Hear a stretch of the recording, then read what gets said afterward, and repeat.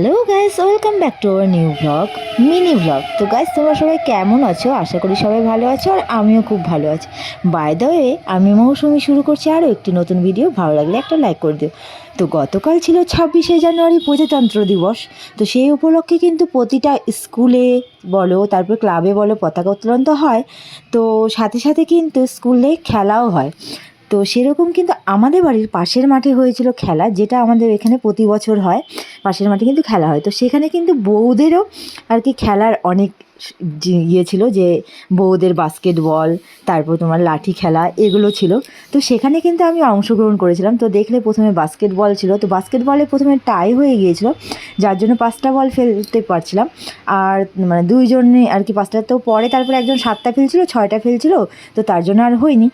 তো লাস্ট ফিনিশিংয়ে কিন্তু এই যে দিদিভাইও ট্রাই করছিল, তো দিদিভাইও পারেনি করতে। তাই ভাইয়ের বউ ও করছিল, পায়নি। তো পরে তারপরে লাঠি খেলাতে যখন ছিল, তো লাঠি খেলাতে কিন্তু দেখো ইন্টারেস্টিং ব্যাপার, লাঠি খেলাটা কতজন, মিনিমাম 30 জন তো হবেই, যে আমরা বউরা ছিলাম, খেলাটাতে অংশগ্রহণ করেছিলাম। আর এই খেলাটা কিন্তু প্রচণ্ড চাপের হয়।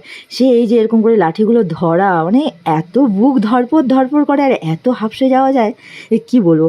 তো তা সত্ত্বেও এই যে আমি এখানে দাঁড়িয়ে আছি দেখো, ছাই কালারের কুর্তিটা পরে। হ্যাঁ, তো যাই হোক, তো খেলাটাতে কিন্তু অংশগ্রহণ করেছিলাম। আর তোমরা তো আগে ছবি পেয়ে গিয়েছো যে আমি প্রথম হয়েছি। আর সত্যি মজা খুব হচ্ছিলো। খেলাতে অংশগ্রহণ করে কিছু হই না হই, কিন্তু মজাটা হয়, তাই না? প্রতিদিন তো বাড়িতে রান্নাবাড়ি করতে করতে একটা জিনিস আলাদাই ইয়ে হয়ে যায়, কিন্তু খেলাতে অংশগ্রহণ করলে কিন্তু মনটা আলাদাই হয়, আর তোমার শরীরটাও ভালো থাকে। তবে যাই হোক, আজকে একটু হাত পাগুলো ব্যথা করছে, কারণ অনেক বছর ধরে এরকম দৌড়ানো ঝাঁপানো হয়নি, শরীরে জং ধরে গিয়েছিলো যাকে বলে।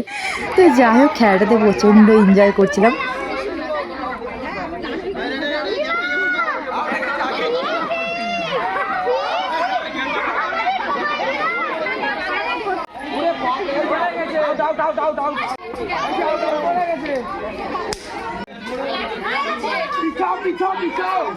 আবার শেষের ভিডিওটা করা হয়নি, কিন্তু পরে যখন কয়েকজন হয়ে গেছিলাম, তখন কিন্তু একটু দূরে দূরে দিয়ে দিয়েছিল।